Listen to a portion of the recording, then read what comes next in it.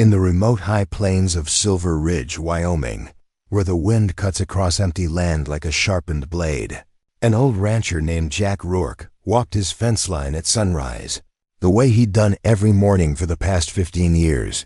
His dog Ridge trotted beside him, ears stiff and alert, nose twitching at something in the air that only animals could sense. The world seemed quiet, too quiet, the kind of silence that makes your instincts scream that something's wrong. Jack paused mid-step, his weathered hand resting on a fence post, and his eyes fell to a patch of churned dirt near the southern property line. There, plain as day, were fresh, heavy-tread tire marks cutting deep into the earth, the aggressive kind used by armored SUVs, not the worn tracks left by ranch trucks or farm equipment.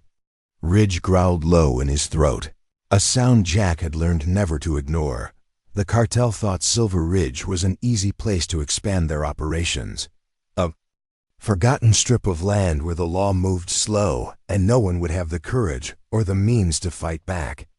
And when they looked at Jack Rourke, with his gray beard flecked with white, his weathered boots caked in mud, and that slow, steady walk of a man who'd seen too many hard winters, they believed he was just another aging rancher quietly living out the end of his days, too tired or too broken to be a threat. They couldn't have been more wrong, because for 30 years, Jack Rourke wasn't a rancher at all. He was the deadliest Delta Force commander on record, a legend whispered about in the darkest corners of the intelligence community. His call sign was Longshot, a ghost in the machine who could dismantle an entire enemy position with nothing but a map, a radio, and a handful of operators who trusted him with their lives because he'd never let them down. He disappeared from the world without fanfare, without medals pinned to his chest in some Pentagon ceremony, without a single news article marking his retirement. He just vanished into the mountains of Wyoming like smoke dissolving into thin air. But today, on this cold morning with the sun barely cresting the horizon, trouble had found him again. And this time, it had made the fatal mistake of coming to his home. Before we dive in, tell us where you're watching from, and if you respect those who quietly protect their land, go ahead and hit subscribe. By mid-morning, the news had spread through the valley like wildfire, carried on anxious phone calls and hushed conversations at the general store. Another ranch on the far ridge had gone dark, no phone calls returned, no lights visible at night, no sign of the family that had lived there for 3 generations. The sheriff, when pressed by concerned neighbors, claimed they had moved out suddenly for personal reasons, his voice tight and unconvincing. But everyone in Silver Ridge knew better. This wasn't a family packing up and starting fresh somewhere else. This was removal, the kind that happened when people stopped being cooperative and started being problems. Jack was in his barn that morning, the smell of leather and hay thick in the air, carefully repairing a worn saddle with the same patience he'd once used to plan operations across 3 continents. His hands moved steadily, threading the needle through tough leather when he heard the rapid sound of hoofbeats approaching. Nora Pike, a widow who lived half a mile west and had buried her husband just 2 years prior, came rushing in on horseback, her mare breathing hard from the sprint. Her face was drained of color, eyes wide with fear she was trying hard to control. "Jack," she said, her voice trembling slightly, "they took the Henson's place." Black Suburbans rolled in around midnight. The whole family, Tom, Sarah, even the kids, they're just gone. Like they were never there. Jack set down his tools slowly, his jaw tightening as he reached down to stroke Ridge's head, the dog sensing the shift in his owner's energy. "It's starting," he said quietly, more to himself than to Nora. He'd seen this pattern before in a dozen different countries, the systematic removal of obstacles, the calculated escalation of pressure, the way predators isolated their prey before moving in for the kill. Silver Ridge wasn't just some random rural outpost.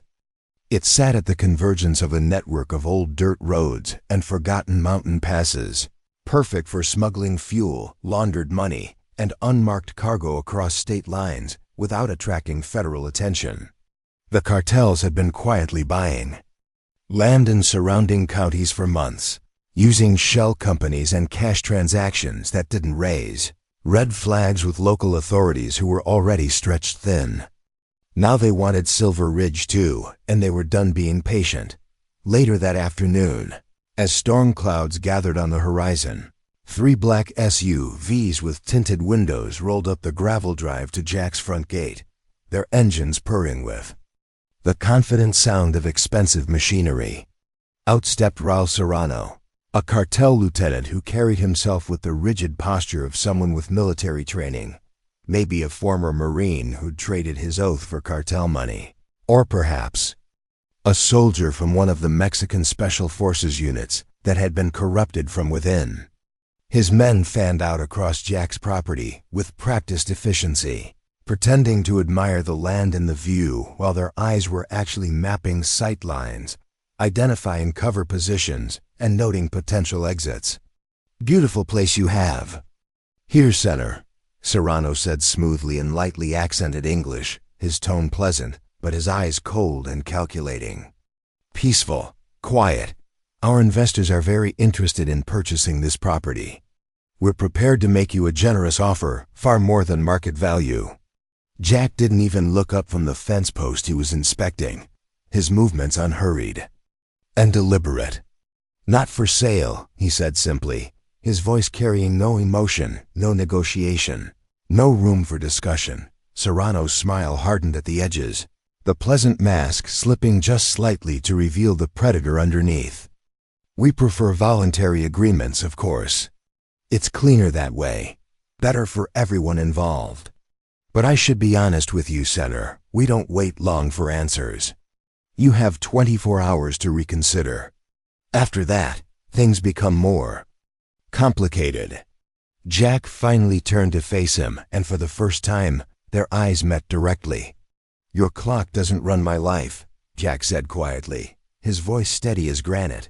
For just a moment, something shifted in Serrano's expression, not fear exactly, but hesitation, a flicker of uncertainty.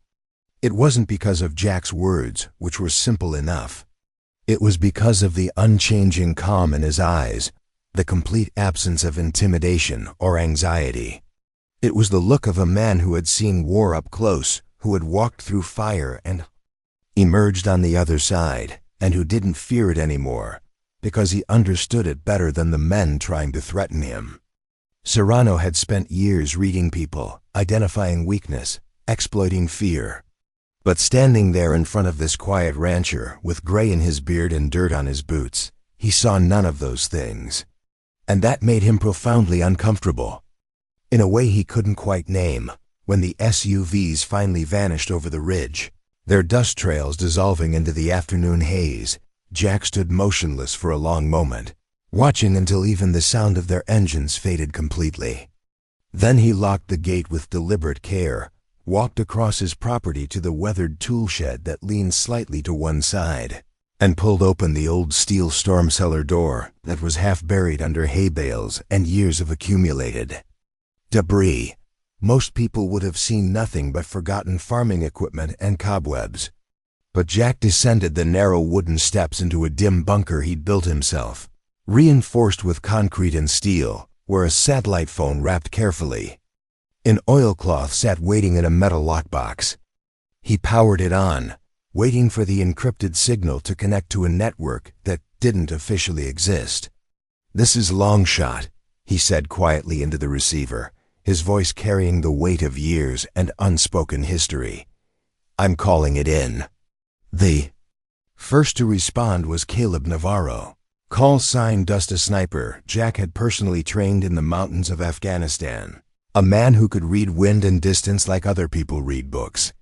His reply came through with characteristic brevity. "On my way." Then Mason Durant, whose call sign Forge reflected his genius with engineering and demolitions, the kind of man who could build a bridge or blow one up with equal skill. Then Dr. Liam Cross, known as Patch, a combat medic whose calm, steady hands had saved more lives in field hospitals and bombed out buildings than most surgeons would see in a lifetime. And finally, Rena Cater, whose call sign Whisper spoke to her ghost-like ability to slip through communications networks and cyber systems, extracting information that governments claimed didn't exist. They arrived by nightfall, each taking a different route through the mountains and back roads to avoid being tracked or creating a pattern that surveillance could detect. The reunion was brief, no emotional hugs, no reminiscing about old days and shared missions, no sentimentality about the years that had passed since they'd last operated together. Just nods of respect, the kind of acknowledgement that passes between people who've trusted each other with their lives and never been disappointed. These weren't just former colleagues. They were family in the way that only combat creates, bound by shared trauma and the kind of loyalty that doesn't fade with time or distance. Jack spread topographic maps across the scarred wooden table in his barn, the paper crinkling under his calloused fingers as he traced routes and marked locations with a red pen. Cartel owns 4 properties already, he explained, his finger moving across the map to indicate each acquisition. They're building a funnel controlling the access points, the roads, the high ground. This ranch is the last piece they need. If they take Silver Ridge, they'll turn this entire valley into a distribution corridor for everything from drugs to weapons to human trafficking. And once they establish control here, there's no removing them without a war that local law enforcement can't win. Dust, studying the map with the practiced eye of someone who lived and breathed terrain analysis, whistled softly through his teeth. They're not thinking small. This is strategic positioning. They're planning something big. Forge, a broad-shouldered man with scarred hands and a perpetual look of quiet intensity, cracked his knuckles in a gesture that his old team recognized as anticipation. Then we make this land bite back hard enough that they remember it. They went to work with the efficiency of people who'd done this countless times in hostile territory across the globe. Dust climbed to the hilltop surrounding Jack's property, his eyes scanning for natural positions that offered concealment and clear lines of sight, marking potential sniper nests that would give them overwatch on every approach.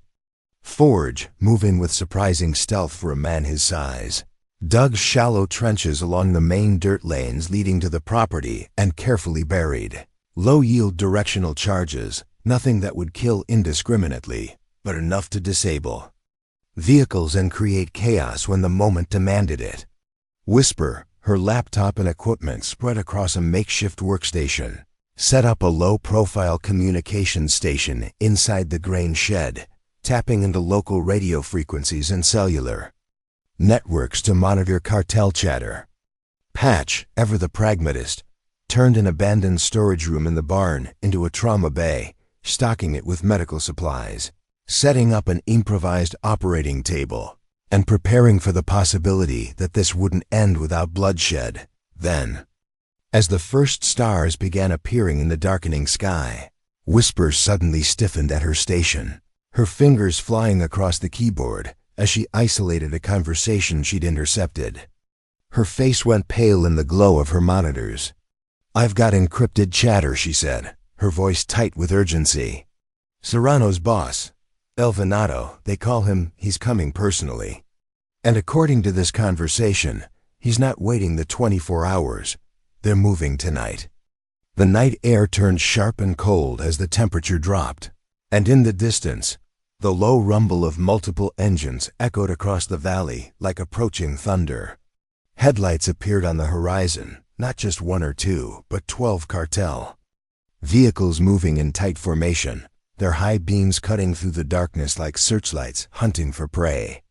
Jack's team waited in complete silence, each member positioned exactly where they needed to be, their breathing controlled, their weapons ready, every sense heightened by the adrenaline that came not from fear but from focus.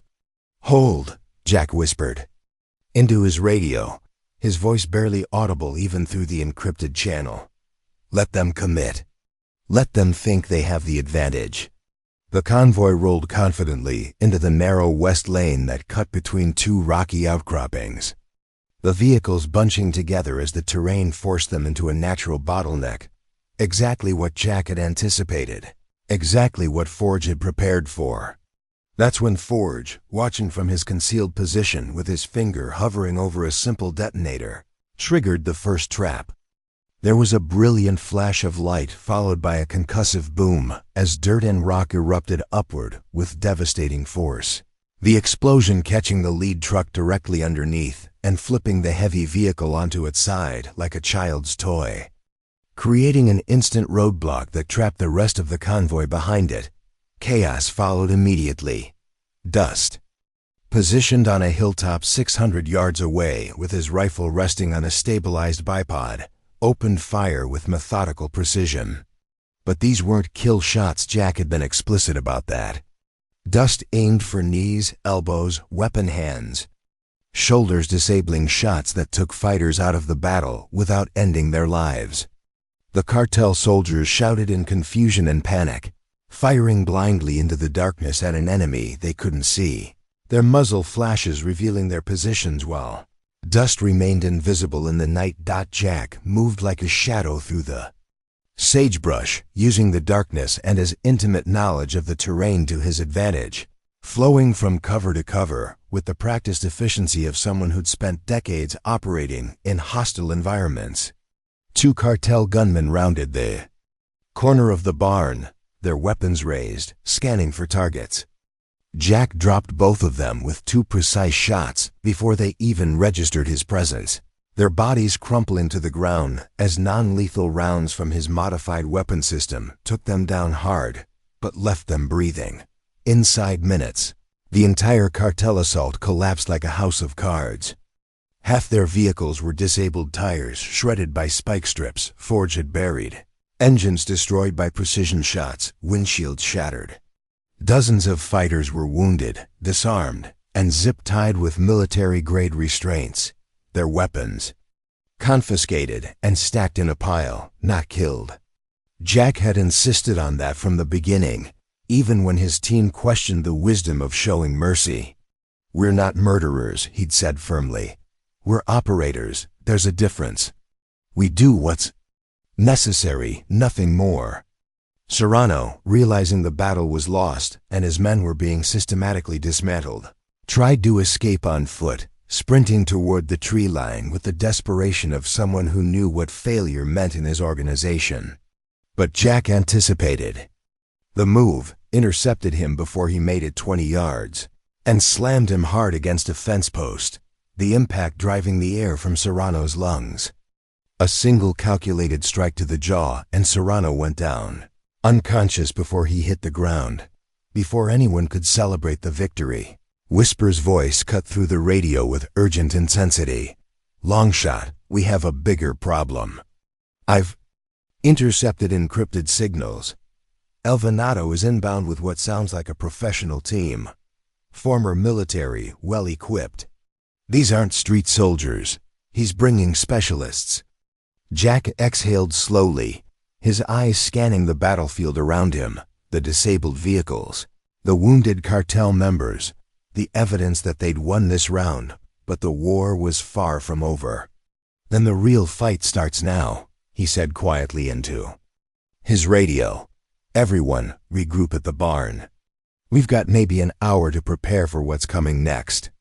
Serrano regained consciousness slowly, his head throbbing where Jack had struck him, and immediately realized his hands were zip-tied behind his back, secured to a thick support beam in the barn. Sweat rolled down his face, mixing with dried blood from a cut above his eyebrow. His eyes darted around wildly, taking in the faces of Jack's team, and something like genuine fear crossed his features.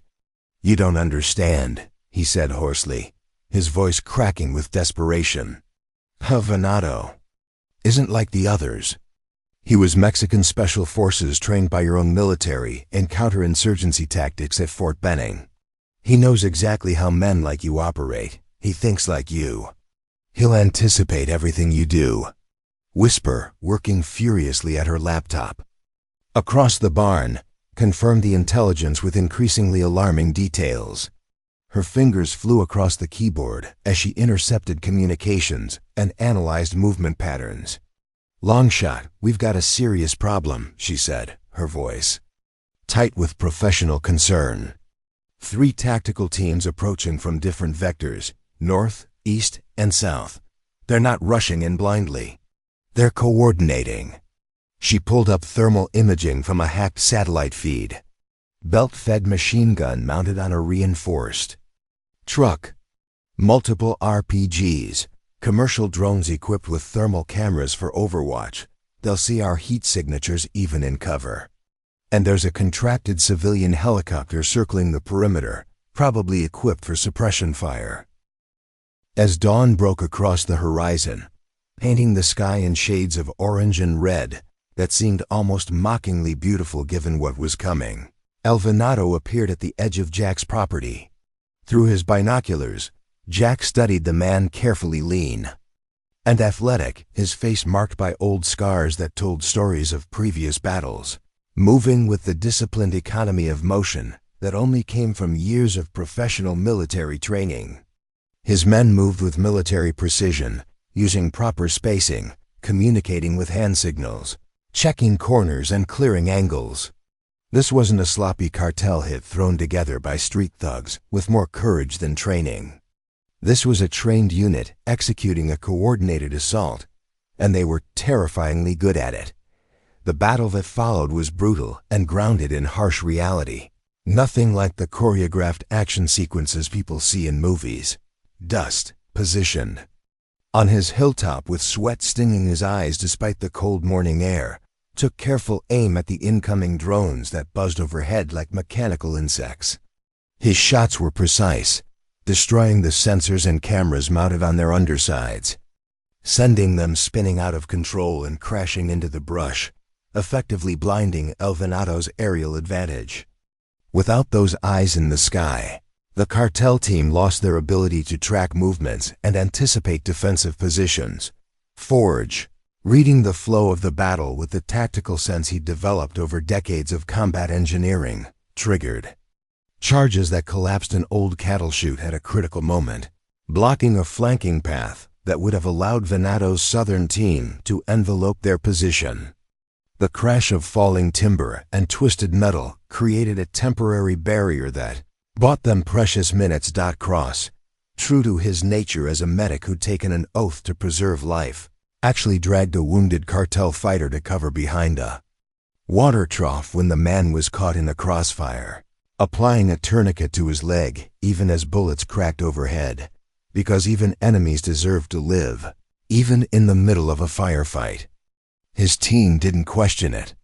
They'd all seen him do the same thing 100 times before, and they knew it's what separated them from the men they were fighting. Whisper, her fingers dancing across multiple devices simultaneously, jammed the encrypted radio frequencies Venado's teams were using to coordinate, leaving them shouting orders into static and white noise, forcing them to rely on visual signals and reducing their effectiveness by half. The helicopter swooped low over the barn, its side-mounted gun firing suppressive bursts that tore chunks out of the wooden walls and forced everyone to take cover. The pilot was skilled, keeping the aircraft moving to avoid becoming a stationary target.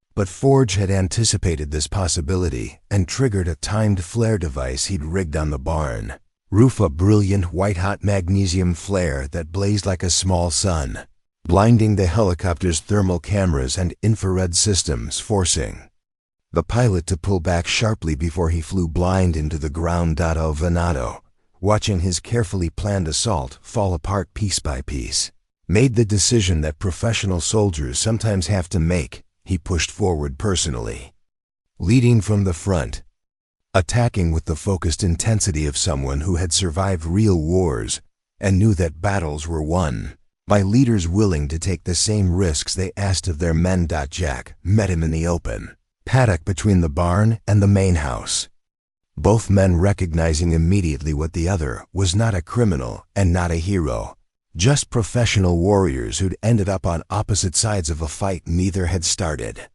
Their confrontation was close, harsh, and painfully realistic. No spinning kicks or movie-style martial arts, Just two trained men fighting for survival using techniques honed by years of combat experience. Elbows, knees, grappling, strikes, aimed at vulnerable points. It was ugly and desperate and exhausting. Jack eventually overpowered him, but not through superior strength or some dramatic finishing move. He won through experience and the kind of tactical patience that comes from fighting longer than your opponent has been alive, creating an opening, exploiting it ruthlessly, and pinning El Venado long enough to deliver a precise strike that rendered him unconscious without causing permanent damage. At sunrise, as the first golden rays of light broke across the Wyoming plains and illuminated the scene with almost surreal clarity, the battlefield fell into an eerie silence that felt heavier than the gunfire that had preceded it. Cartel fighters lay scattered across the property, all zip-tied with military-grade restraints, many injured but every single one of them still breathing. Jack had kept his word. This had been about defense and survival, not revenge or massacre. Vehicles smoldered where they'd been disabled, sending thin columns of black smoke curling into the morning sky. Jack's ranch bore the scars of combat bullet holes, pockmarked the barn walls. Fence posts were splintered. The earth was churned and torn, but the property was still standing. Still defended. Sheriff Dana Cooper arrived in her patrol vehicle, her hand instinctively resting on her sidearm as she stepped out and surveyed the scene with eyes that grew progressively wider with each detail she absorbed.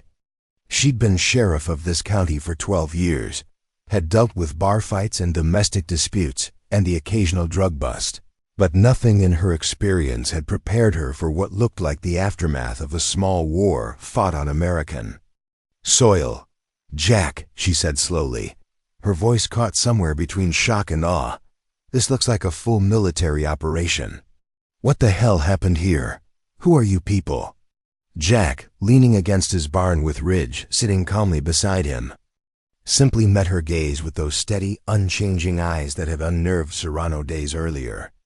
"Just defending my land, Sheriff," he replied calmly, as if what she was seeing was nothing more remarkable than a rancher chasing off coyotes. "These men came onto my property with hostile intent. I exercised my legal right to defend it. The wounded need medical attention, and those zip-tied need to be processed and charged with trespassing, assault, and whatever else applies under state and federal law." Moments later, before Sheriff Cooper could formulate her next question, 3 black SUVs with federal plates rolled up the access road.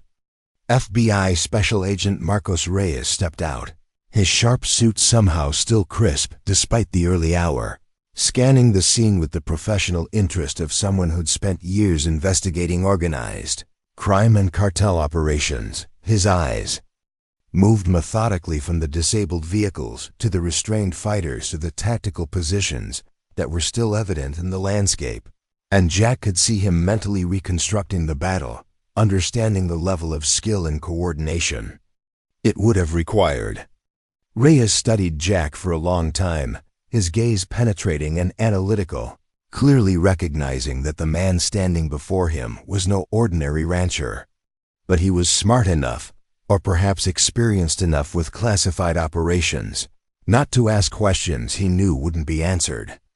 Some doors, once opened, couldn't be closed, and some truths were better left unspoken. Then a fourth vehicle pulled up, black SUV with no visible government markings, but with the subtle modifications that marked it as belonging to someone operating at a much higher level of authority.